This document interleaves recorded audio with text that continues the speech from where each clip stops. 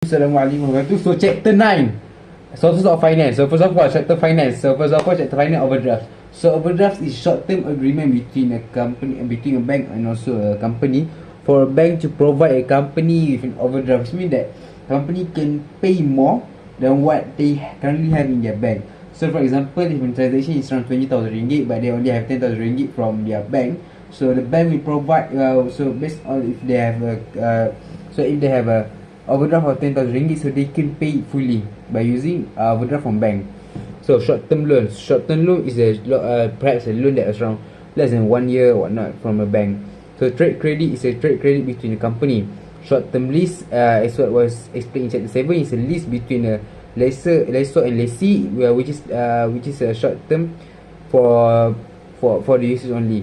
So any long-term finance. Long-term finance, so first of all, long-term debt, there are more than 1 year. Second, equity finance, which means that the company will raise equity finance by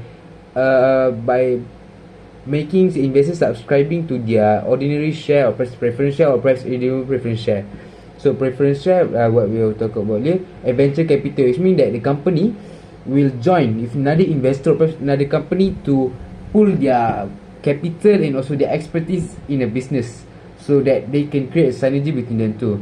So method of raising equity finance, we have first of all internal finance. So internal finance is by using the finance that was already available for the company. Right issue, which means that, for example, if a shareholder have a five shares in their possession, so they're going to receive one more each share, so they can purchase another share at a discounted price. So that's the right issue.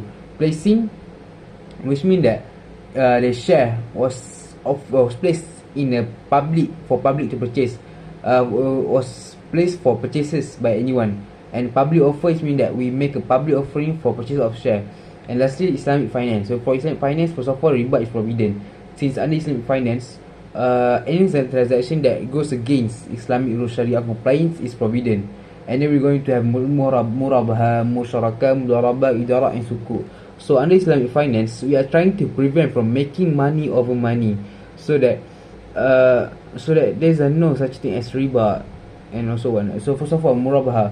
So it's the same as a credit installment, which means that deferred payment for goods that were received. So there's a murabaha, trade credit, and also musyarakah, which means you see the same as joint venture, which that different investor or company will join together to pool their capital or perhaps their expertise.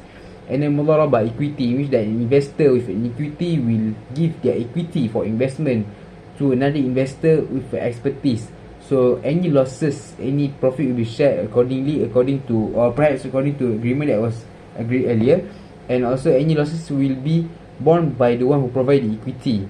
And ijara, leasing, is the same as the usual lease. And also sukuk, bonds, which means that instead of usual loan, sukuk have an underlying tangible asset which give it property of equity and also liability. Okay, so which means that sukuk, the loan that was given. Okay, so that's all for chapter 8. Thank you.